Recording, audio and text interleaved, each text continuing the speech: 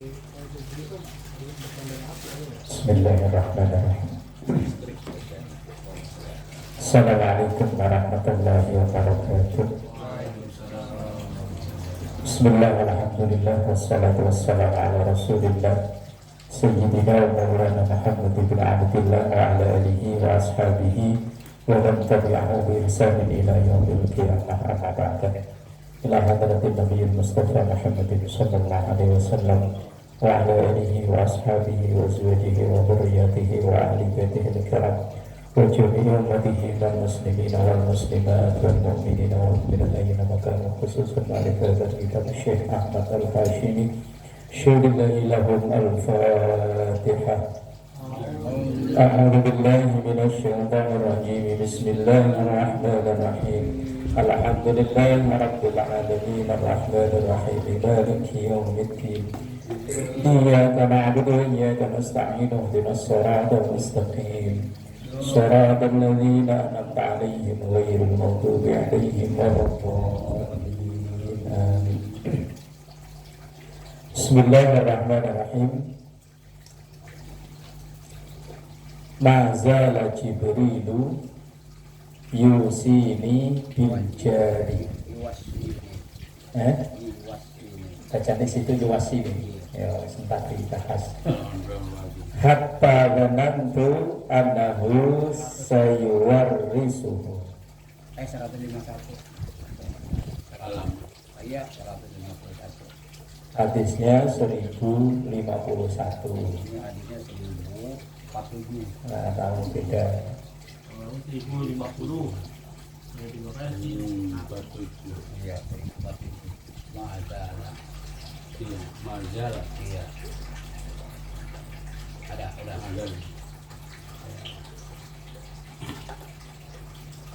Bismillahirrahmanirrahim.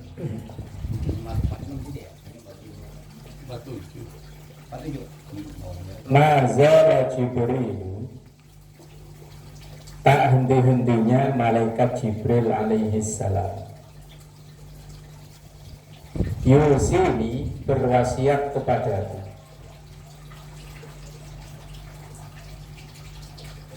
Ayya'muru, artinya memerintahkan aku. Bil jari, terhadap tetangga. Bil ihsan, artinya berperilaku baik terhadap tetangga. Hatta gonantu, sehingga saya mengira annahu, sesungguhnya malaikat Jibril atau annahu, sesungguhnya tetangga sayuwarrisuhu, itu akan memperoleh warisan.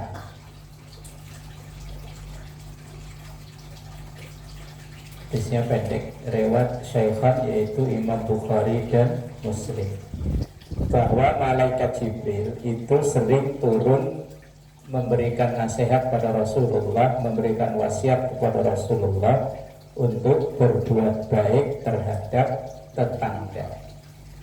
Sehingga saya mengira tetangga itu orang yang berhak mendapat warisan, layaknya seperti keluarga. Ini saking bahwa Islam itu mengajarkan kepada kita untuk berperilaku baik kepada tetangga. Nah, tetangga itu siapa? Kalau dalam kitab ini, wal jaru arba'una daran min kulli janibin, yang termasuk dalam definisi tetangga itu arba'una daran, 40 rumah. 40 rumah. Kalau kita orang komplek perumahan ini rapet ya. Kalau orang kampung satu di sini, satu di sono, satu lagi di sono. 40 ya bisa satu kecamatan ya. Jadi seolah-olah dia itu sebagai ahli waris. Seakan-akan seperti ahli waris, seakan-akan seperti keluarga yang memperoleh warisan. Itu saking perintah diulang-ulang untuk berbuat baik kepada tetangga. Sampai ukuran iman pada Allah dan hari akhir kan ukurannya sama tetangga ya.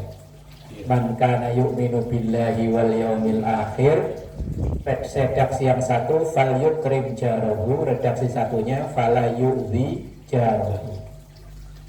Nah, ukuran tetangga kalau dalam kitab ini itu wal jaru arba'un nadaran min kulli janibin, 40 rumah dari semua arah, kanan kiri depan belakang atas bawah kalau perlu ya.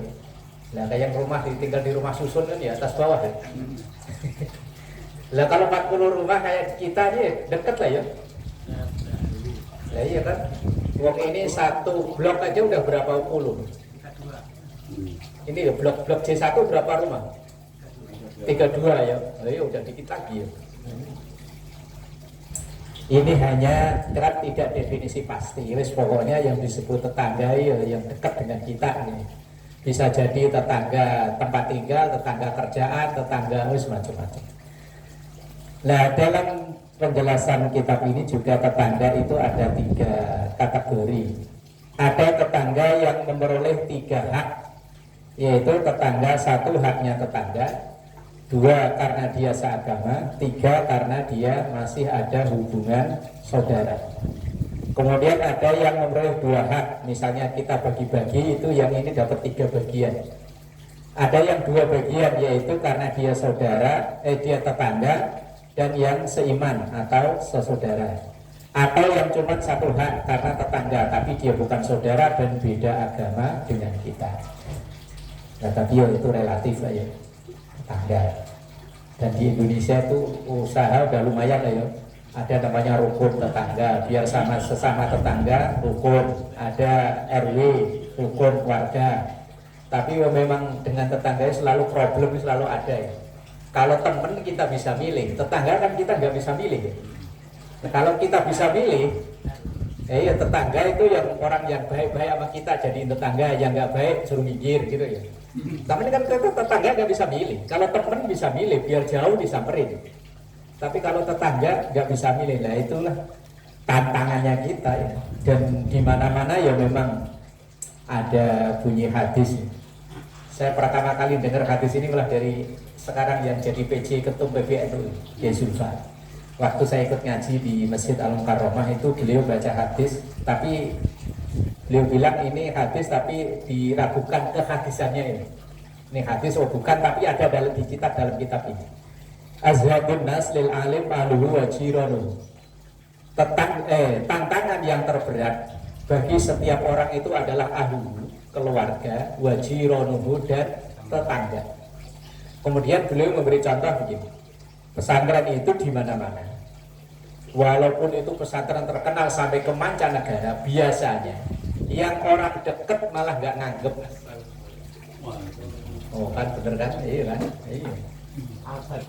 Iya. Yang orang dekat biasanya malah nggak begitu nganggep. Yang orang jauh, beliau dulu nyontoin. Ada pesantren yang santrinya itu hampir dari seluruh Indonesia ada. Tetapi tetangga pondok yang kanan kiri semuanya musuhin. Bahkan bukan hanya ini musuhin.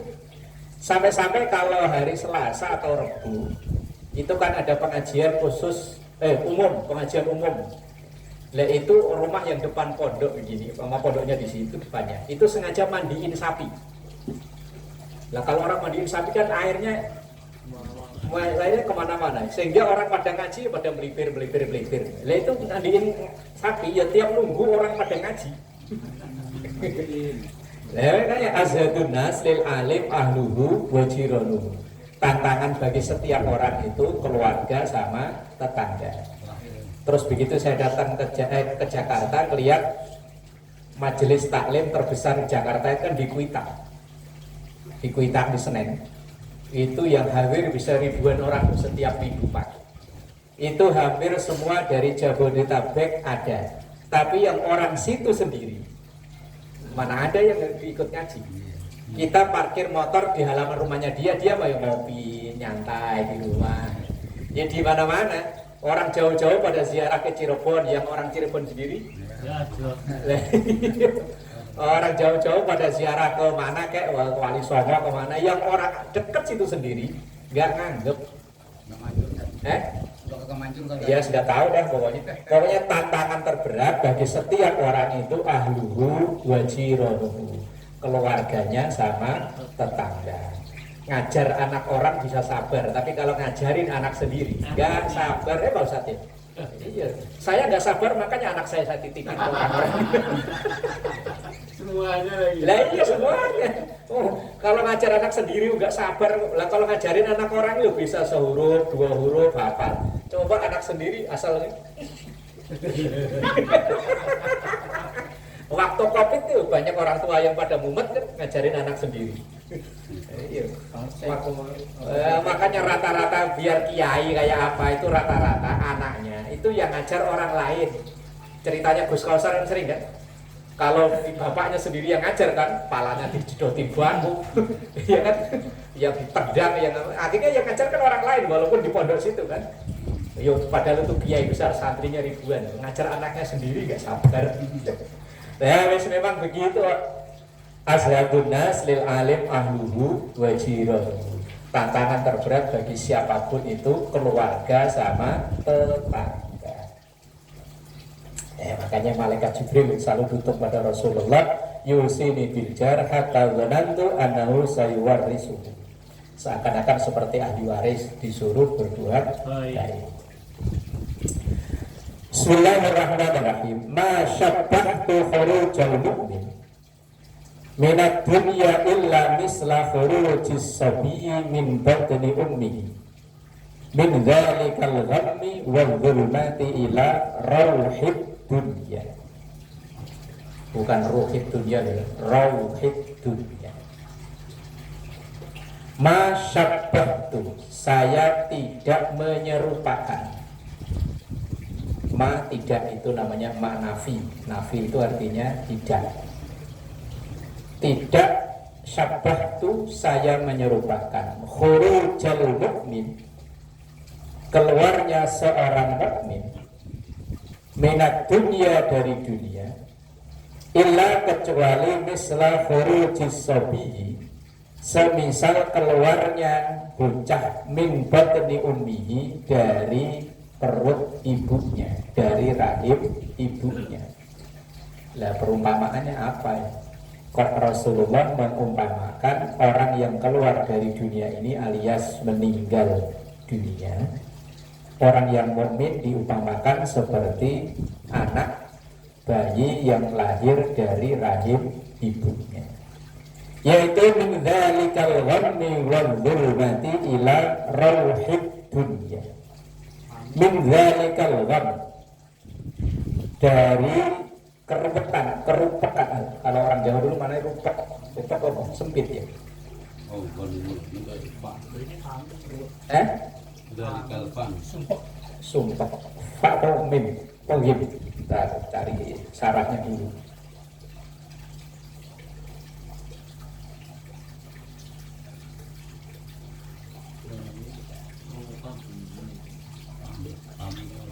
Pakai fa haji. Yang kitab yang lain Gus Roy fa. Kok di sini pakai gini? Tapi kalau disandingkan dengan kalimat berikutnya yang lebih cocoknya pakai gini. Susah. Kalau fa artinya mulut.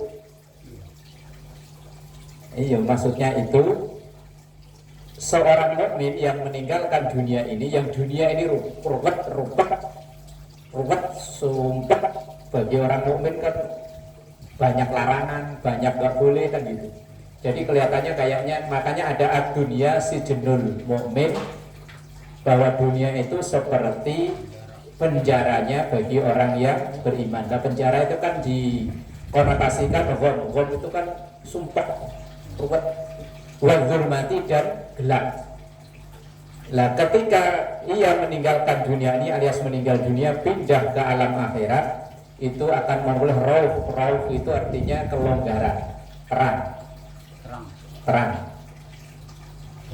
Bayi yang di dalam perut ibunya kan gelap, sempit. Lah begitu keluar lihat dunia biar terang. Lah orang mukmin yang dari dunia pindah ke akhirat, dari ruwet seperti penjara pindah ke yang terang benderang. Makanya ada keterangan dalam kitab Tanbihul Ghafilin, Itu ternyata sirrinya orang yang kalau di daerah orang meninggal itu kan dipikul ya. Iya. Nah, orang yang mikul itu perasaan kayak jalannya biasa. Tapi bagi orang yang ikuti kalau nggak lari, nggak kejar. Iya, betul. Rasain ya? Iya, sering. Yong saya dulu tuh termasuk seneng kalau ada meninggal ikut gantian manggul. Kan manggulnya kan dari sini kemana gantian. Nah kita yang ikutin kalau nggak lari, Tinggalan, Pak. ketinggalan jauh. Nah kalau di sini kan pakai membulan. Nah itu ternyata ada kayak semacam panggilan bagi orang yang beriman itu cepetan. Ini panggilan tempat udah istimewa loh. Kalau nggak cepet. Nah seakan-akan kayak pengen segera cepet-cepet untuk nempatin itu. Nah sementara orang yang kurang ajar, malaikat udah ini nih. Cepetan langsung. Makanya seakan-akan itu kalau nggak lari yang ngikutin, nggak kejar. Kalau nganter jenazah itu kan sambil lari. Tapi yang mikul itu rasanya kayak nggak orang lari, kayak jalan biasa. Tetapi ya kayak tadi seakan-akan cepetan. Yang enak biar cepet segera menikmati enak, yang nggak enak biar malaikat cepet ngecek. Nah itu seakan-akan min dzalikal ghammi wa dzulmati ila rauhid dunya. Yang dulunya gelap, yang dulunya ruwet sempit berpindah ke rauh itu terangnya atau luasnya dunia. Nah dunia ini bagi mukmin ad-dunya sijnul mukmin wa jannatul kafir kan gitu ya, sering dengar kan hadis itu ya. Tapi tahu hadis apa bukan, wallahu alam, saya belum nemu dari sumbernya yang asli itu. Sekolah. Ya wallahu alam gitu. Ya kalau hadis apa bukan belum tahu saya. Seakan-akan dunia itu seperti penjara, begitu nanti meninggal maka akan meroleh rauh itu keluasan alam yang berikutnya. Makanya orang yang mikul seakan-akan cepet, pengennya cepet. Ya benar, jadi gom nih. Gom. Tapi di sini fami. Paham ya, Itu makanya. artinya apa itu Ustaz? Fami. Mulut. Nah ya kalau di syarahnya kitab ini disesuaikan itu kata-kata ini dan ini biasanya disejajarkan itu kan yang mirip kan. Kalau fat mulut berarti mulut dan gelap, berarti kan nggak nyambung kan ya. Nah iya, kalau ruwet dan gelap, gulmah itu kan gelap tapi bukan gelap kok nggak ada lampu, itu bukan. Orang yang pikirannya ruwet itu kan seakan-akan kayak gelap ini. Bukan kok gelap nggak ada lampu, itu bukan, tapi gelapnya pikiran ruwet. Maka di situ ghon bukan fan. Ghon mirip sih maksudnya ya, fa sama ghin kan cuma beda geretan dikit. Tapi artinya juga memang Mulut gitu ya. mulut ya. Nah ya kalau mulut kan nggak nyambung kan? Nah iya, rahim itu kan cuma seperti perumpamaan saja.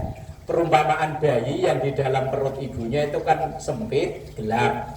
Begitu dia lahir, melihat dunia ini menjadi terang dan longgar. Begitupun orang yang mukmin, itu kan masalul mukmin kan. Khurujul mukmin, orang mukmin yang ketika di dunia ini mengalami keruwetan, sulitnya hidup, begitu dia meninggal, kalau memang dia benar-benar mukmin, maka dia akan menemukan kehidupan yang lebih terang. Seperti misalnya tarian Jalaluddin Rumi itu yang muter-muter kayak tarian sufi. Itu aslinya itu kan diciptakan detik-detik menjelang meninggalnya Jalaluddin Rumi. Nah, yang Jalaluddin Rumi itu ketika mau meninggal itu senang. Lah muridnya itu kan pontang-panting, oh wah ini guru kita mau meninggal, panik. Akhirnya muridnya malah domelin. Loh kamu kok pada panik? Loh saya aja senang mau ketemu kekasih saya tunggu-tunggu malah kalian panik. Jalaluddin Rumi mau meninggal itu senang, sementara orang di sekitarnya susah. Lah malah muridnya diomelin. Nah sampai timbul tarian yang muter-muter. Nah ini kan tarian sufi Jalaluddin Rumi, anaknya Ahmad Dhani, El Rumi. Kalau anaknya Pak Eko El apa Pak Eko? Bukan El Rumi bukan. Elva. Nah itu maksudnya begitu, makanya yang lebih tepat itu gham min dzalikal ghammi wa dzulmati ila rauhid dunya. dari gelapnya atau min dzalikal ghad, dari itulah keruwetan wa zulmati dan kegelapan.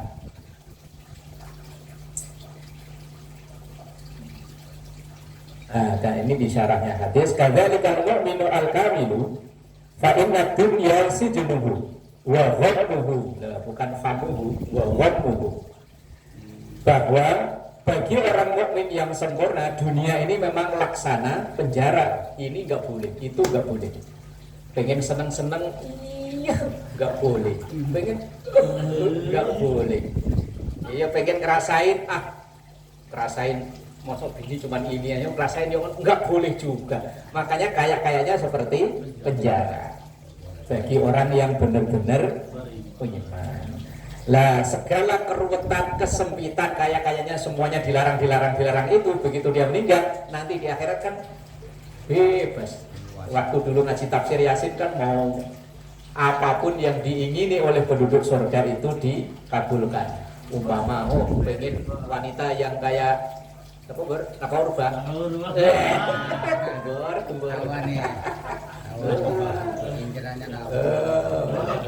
Kalau saya hubungannya sama Ubay kok. Tinggal ngebayangin di surga langsung datang kok, bludung. Pengen makan sukro yang segede bola, datang. Nanti karena umur anak, umur KDM.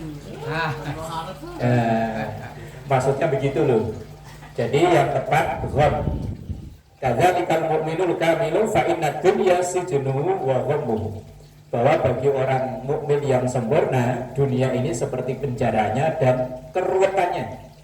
Wa hiya madhlamatun alaihi, dan ini adalah gelap bagi dia. Hatta yakhruja minha ila rauhil akhirah, sehingga nanti dia keluar untuk menuju luasnya akhirat, wa sa'atiha, dan luasnya akhirat. Berarti yang lebih tepat adalah gham itu tadi. Bismillahirrahmanirrahim. Ma darra ahadakum law kana fi baitihi Muhammadun wa Muhammadani wa salasatun. Ma darra ahadukum, tidak mengapa di antara kalian. Law kana fi baitihi, seandainya ada di dalam rumahnya Muhammadun, nama satu Muhammad, wa Muhammadani, atau dua Muhammad, wa salasatun, atau tiga Muhammad. Berarti seandainya satu rumah itu dikasih nama Muhammad semua, itu rapopo. Dikasih nama kembar semua, ya rapopo. Tapi memang nama itu kan mengandung doa ya. Asmo Kinario Joko, kalau orang Jawa bilang nama itu mengandung doa. Pak Haji mungkin dulu dikasih nama Ishak biar kayak Nabi, kayak anaknya Nabi Ibrahim. Pak Ustadz Kohar itu tadi kan kuat ya, biar kuat. Kasih nama Idris, ini panggilannya Idin. Haidir, oh iya Haidir, Idris. Haidir, gurunya Nabi Musa, nggak main-main ini. Nabi Musa aja sampai tunduk, kalah bukan hanya kalah. Ilmunya kalah tinggi sama Nabi Haidir. Namanya Haidir kok bisa dipanggil Idin, itu ceritanya gimana? Haidir sih. Lah yang asma, nama itu mengandung doa, karena setiap kita memanggil itu berarti kan mendoakan. Cuman kadang namanya bagus, panggilannya yang bagus ya. Nama Saifullah Yusuf, panggilannya Ipul. Lah ya namanya Ibrahim, panggilannya Bail. Setiap nama itu adalah doa. Ya setiap, ya paling tahu kan orang tua kita yang memberi nama ya. Kalau nama saya kan kata mak saya berubah-ubah. Begitu lahir dulu kata namanya Legiono. Wah, masuk nama Legiono. Wah, nggak pantas. Ya karena katanya nikah agak lama, nggak punya anak. Begitu saya lahir katanya betonnya Legi. Wah, akhirnya Dino Legi kok ono lah itu nama Legiono. Untuk mak protes. Waktu kalau orang Jawa kan ada selapan ya. Selapan itu apa ya kalau kita? Iya 40 hari. Mak minta ganti. Waduh, nama saya Legiono. Nggak keren ya. Itu acara selanjutnya mau itu hasanah disampaikan, wah Legiono, nggak keren. Untung diganti. Saya diceritain Mas apa? Iya, coba tanya bapakmu. Dulu waktu lahir Legiono. Di dalam sakit-sakitan ganti lagi. Untung masuk imin. Imin. Nggak keren dah. Mari kita panggil. Nggak keren. Ya, nama mengandung doa, maka nama-nama yang terbaik. Dikasih nama Muhammad ya tabarukan biar akhlaknya kayak Nabi Muhammad. Jadi itu ya. Dikasih nama Herman itu dulu nggak tahu asal muasalnya gimana. Ya kalau dikasih nama Sulaiman kan biar kaya raya kayak Nabi Sulaiman ya.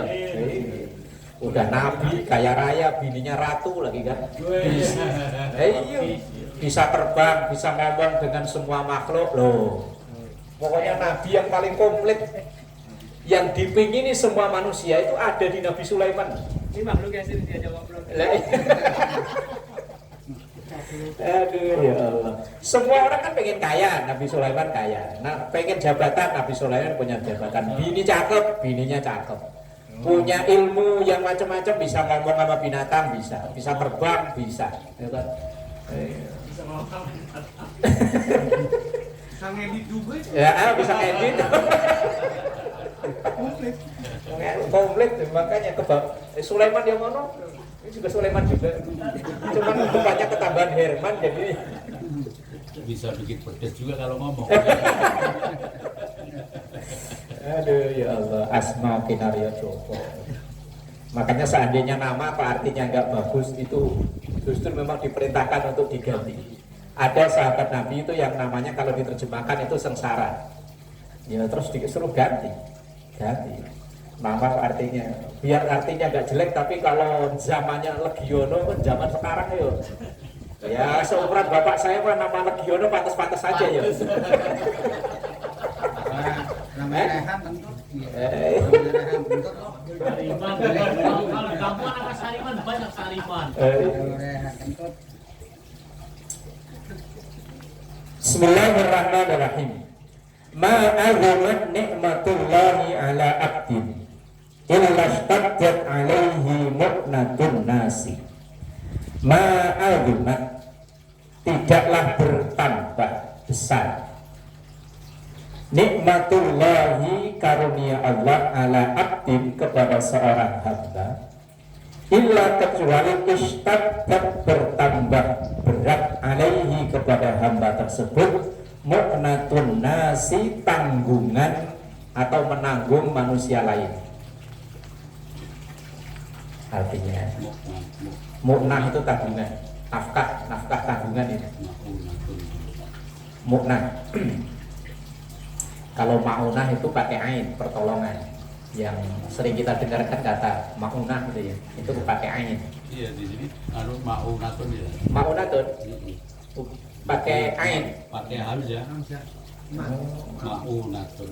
Iya, yang benar mu'natun nas. Kalau ma'unatun, ma'unah pakai ain, mim ain, wawu nun ta. Itu artinya pertolongan. Kalau mu'nah itu artinya nafkah. Bukan wow ini. Bukan wow kali apa? Wawu tapi yang alat atasnya ada hamzah itu. Iya. Mu'nah. Mu'nah itu nafkah itu. Tanggungan. Jadi mau tuh ya. Mu'nah. Maksudnya kan begini, orang yang tanggungannya semakin banyak, maka rezekinya juga semakin banyak. Ya kan? Loh, kita dulu waktu belum nikah itu kayaknya mau nikah kan takut ya. Wah, kerja dimakan sendiri aja kayaknya begini, mau nikah.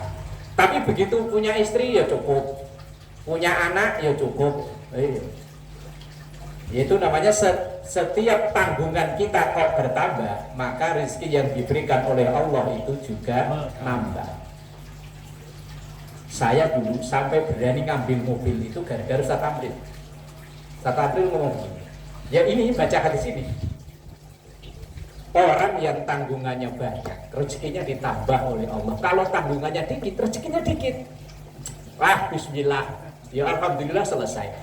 Dulu saya bayangin begini, wah angsuran mobil 3 juta udah selesai, berarti ntar saya ada tabungan per bulan 3 juta. Udah 2 tahun lunas juga duit. Nggak ada itu yang 3 juta per bulan. Nggak ada. Ya kan? Ya Pak Haji ini yang udah ibarat katakan ibarat orang apa kayak apa namanya ini piramid. Pak Haji kan udah turun kan Pak Haji ya. Dulu waktu berada di puncak pembiayaan besar, anak-anak pada kuliah semua, itu ya rezekinya ya ada Pak Haji ya. Sekarang kuliah udah selesai, habis. Ya semang begitu. Ya semang begitu. Loh, ma'alumat nikmatullahi ala abdin illa staddat alaihi mu'natun ninnas. Orang yang rezekinya makin banyak, tanggungannya ya makin banyak. Atau dibalik pemahamannya, orang yang tanggungannya banyak, rezekinya ya banyak.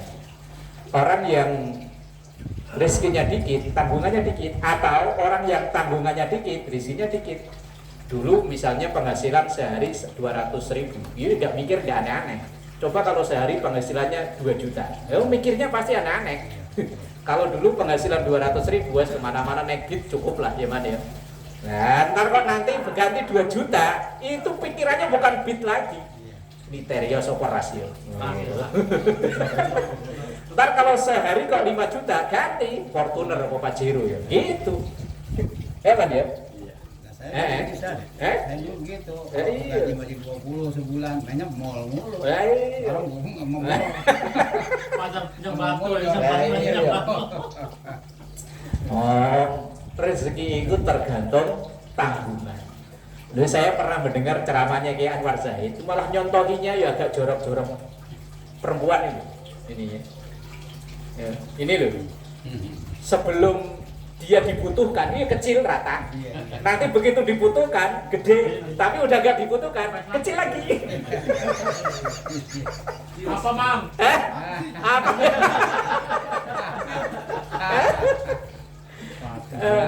Saya kayak Anwar Zahid ini baca hadis ini loh. Jadi bisain, jadi bisain.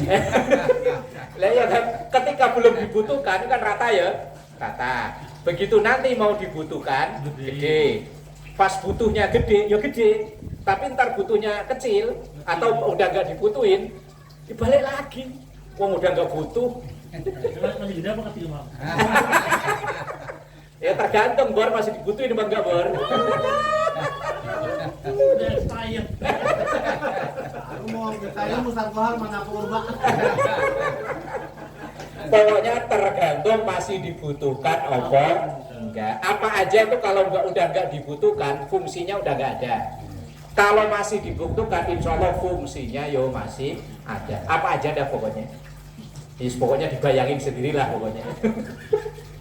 Makanya sering-sering dibutuhin biar masih ada gitu. Itu Mang. Itu.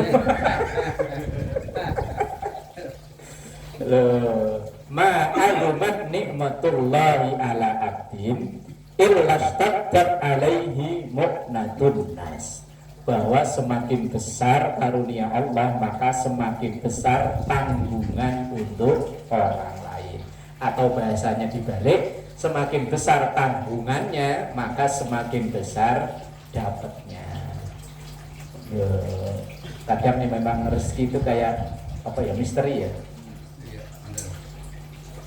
Oh misalnya ada orang kayaknya kerjaannya sama, satu pabrik umpamanya, gajinya kan tentu sama ya. Dia ada yang punya anak 1, ada yang punya anak 4, dia sama bisa sekolah semua sama. Wallahu alam, yang ngatur, yang mubeng, yang apa ngatur gimana, wallahu alam. Itu rahasia Allah ya. Kadang emang kalau kita hitung dengan otak kayaknya kurang. Nyatanya ya cukup ya. Kurang. Nyatanya ya namanya rezeki kadang-kadang dikasih tetangga. Ya kita nggak tahu lah. Dikasih tetangga. Aturan kagak makan ikan jadi makan ikan. Oh, beli Loh, ikan. saya pernah ngalami itu waktu pertama anak mondok. Itu prediksi saya kan ikut wisuda 3 juz 30 itu kan setahun lah setelah mondok. Ternyata baru berapa bulan, Juli masuk, November atau apa ya, ikut wisuda. Sementara satu orang bayar 1,5 juta. Waduh, duit dari mana ya? Lo yo dilalah. Nek orang Jawa namanya dilalah. ada yang nelpon, Pak, tanggal sekian bisa nggak hadir di acara ini? Bisa. Loh, itu begitu saya buka, pas, nggak kurang, nggak lebih. Lebih ya enggak, 1000 aja enggak lebihnya. Pas yang diinginkan. Iya, pas yang dibutuhin itu buat wisuda 2 orang. Coba yang saya bayangkan itu kok lebih dari itu, mungkin yang ngasihnya lebih ya. 2 kali saya waktu mau bayar pagar ini. Ini tukang pagar kan kayak maksa. Ya udah Pak, ntar duit belakangan. Saya panjerin 400, sementara pagar itu dulu 3.400.000 apa 2.400.000, lupa, pokoknya intinya ada 400-nya. Nah, saya di WA, di SMS, lupa lah pokoknya, Pak, ini pagar udah mau selesai, mau dipasang kapan? Wah, duitnya belum ada. Tidaklah orang Bulak Turi itu ngajak acara halal bihalal di daerah Pekayon itu. Nah, ya, acara paling satu keluarga paling di 200 ini mah amplopnya. Kan udah naker Pak Ji. Lah, namanya lagi butuh buat ngelunasin pagar. Lo itu kok ya pas pelek, kok nggak lebih ya? Barang 200 kayak lebih kok ya enggak. Wah, memang Allah ngasih itu yang dibutuhin. Makanya butuhnya yang banyak nih, biar ngasihnya banyak. Tapi kalau butuh nggak butuh itu kan kayak dipaksakan ya. Nah, kita yang udah jalani lama hidup pasti udah ngalami lah ya. Ngalami. Rasulullah alam. Apa mungkin ya itu min haitsu la yahtasib ya kita nggak tahu lah ya. Tapi kadang kita memang kadang dibikin pusing dulu, suruh mikir dulu ini dari mana. Kalau udah mentok kan udah terserah lah. Udah dititipin sama Allah, masa sih gak dicukupi. Lah kayak begitu udah mentok. Wa may yatawakkal 'alallahi fa huwa hasbuh. Orang yang udah pasrah baru dicukup. Kalau belum pasrah itu masih muter aja. Apa man gedek man. Kayak pengalaman banget ya. Nah, 9 juta. Iya. Kalau udah pasrah, udah terserah dah Allah, terserah dah. Udah mumet, putrek ekstra udah. Takut overdosis. Nah, wa may yatawakkal 'alallahi fa huwa hasbuh. Cuman tawakal dan tidak itu kan adanya bukan di mulut. Kalau orang itu kalau masih bisa masih bisa goyang, akan goyang, belum pasrah banget. Tapi kalau gaya kanan goyang kiri udah mentok semua, udah.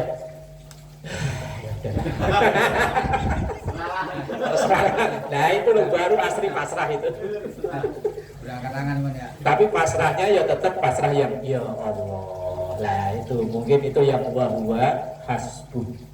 Wa may yatawakkal 'alallahi fa huwa hasbuh. Lah itu hadis lanjutannya. Wa man lam yahtamil tilkal mu'nah. Faman dan siapapun lam yahtamil yang tidak menanggung tilkal mu'nah, kebutuhan atau nafkah itu tadi, faqad arrodo, maka arrodo itu seperti mempersilahkan tilkan nikmat itu lizawali untuk hilang kembali. Nah, orang dikasih banyak tapi nggak mau mengeluarkan banyak, dia siap-siap nikmat itu diambil kembali. Makanya tadi loh, sesuatu kalau udah kayaknya kok gak ada manfaatnya, yo diambil oleh Allah. Ya kayak tadi lah ya, contohnya ya, rata besar udah nggak pakai, kecil lagi. Makanya sering-sering dimanfaatin nggak dipakai terus. Kalau nggak dipakai itu faqad aradatil kan nikmah lizawal. Maka seperti mempersilahkan nikmat itu udah hilang lagi udah. Nah, kalau bahasanya dalam kitab hikam itu kan man lam yashkurin ni'am faqad ta'arrada lizawaliha. Orang yang tidak mensyukuri nikmat atau tidak memakai nikmat dengan semestinya, maka faqad ta'arrada lizawaliha, orang itu mempersilahkan nikmat itu hilang kembali atau diambil kembali oleh yang memberi nikmat. Makanya sering-sering dipakai. Ya kayak badan kita ini. Badan kita ini kalau udah jarang-jarang dipakai buat gerak, oh kayaknya udah nggak kepake, udah kasih sakit aja deh. Tapi kalau masih muter, ya, kayak saya kalau melihat Pak Haji Amar di usia udah segitu muter aja sehat, ya. Ada 70 ya. Udah lebih katanya. Pokok nggak berhenti, ngopi ya terus sehat. Kita yang karena jarang kepake fisiknya jadinya penyakit. Ya Allah, Rabbi walillahil hamd. Fakat ar-radatil ni'mah lizawal. Maka mempersilahkan nikmat itu zawal. Zawal itu hilang. Makanya sering-sering dipakai. Pisau itu kalau sering dipakai tajam, tapi kalau digeletakin biar tajam kayak apa ya karakter. Motor kalau sering dipakai olinya ya lancar ya. Nah, kalau nggak dipakai beku mah beku. Oli motor, Oli motor, mana emang apa?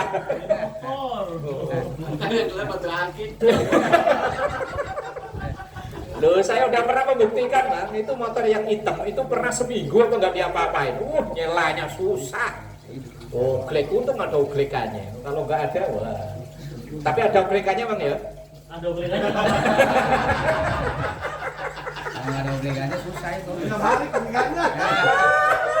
Bisa balik.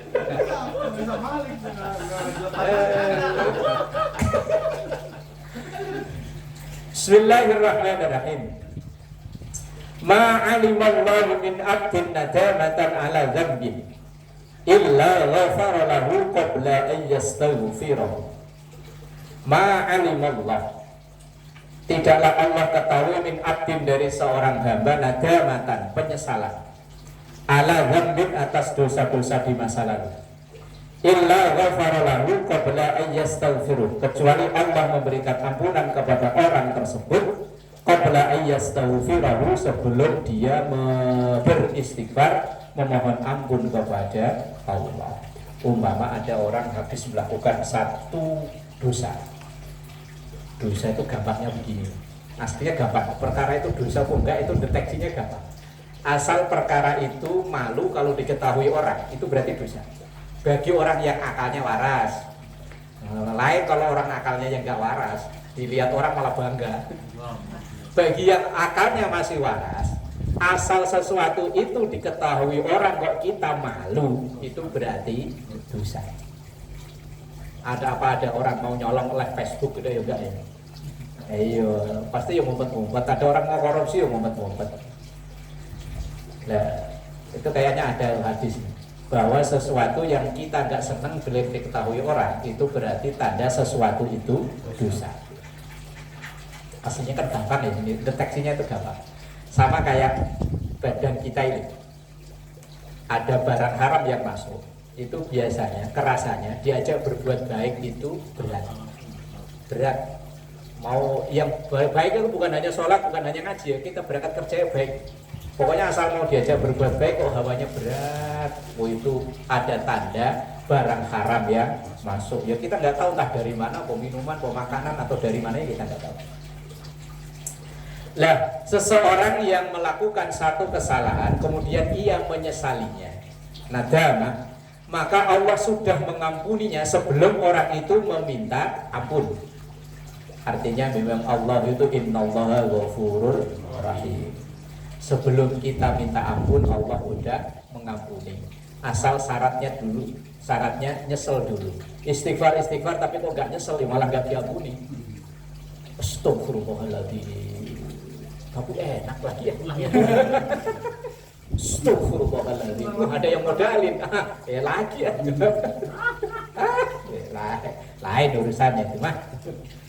Nah, yang syarat makanya dalam hadis kalau nggak salah, at-taubatu nadama. Taubat itu ya penyesalannya itu.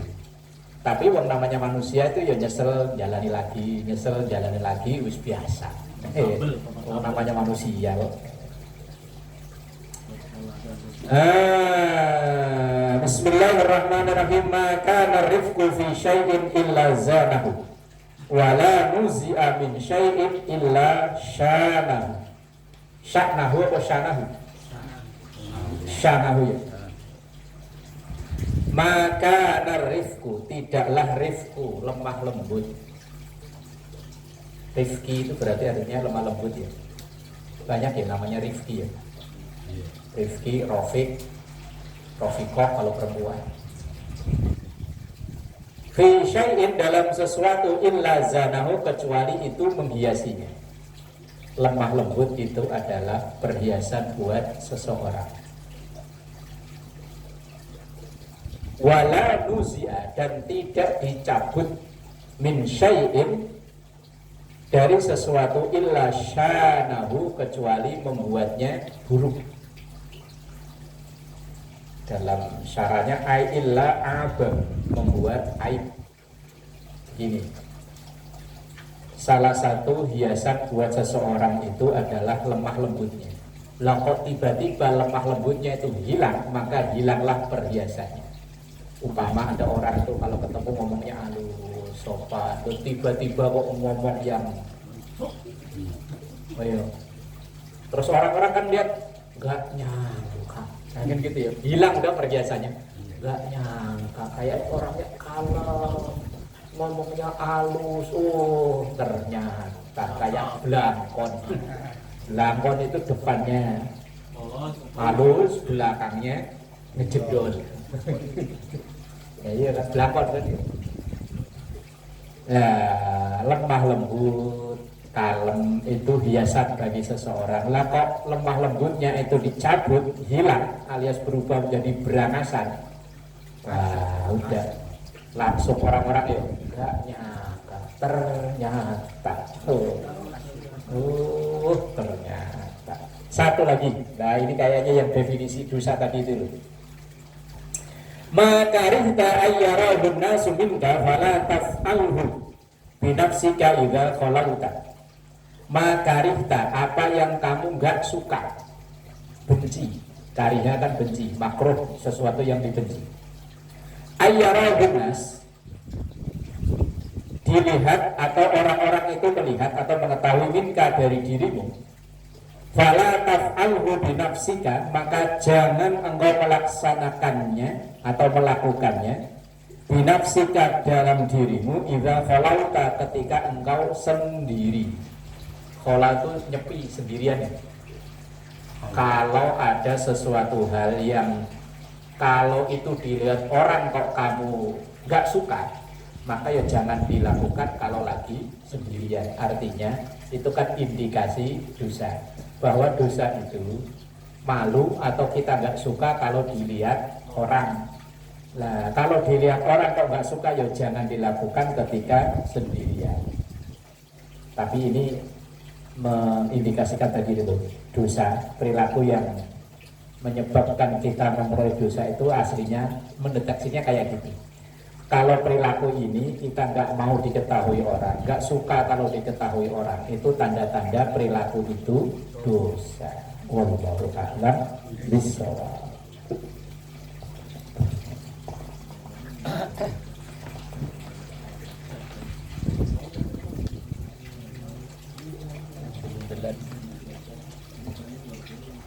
Jadi mungkin dosa.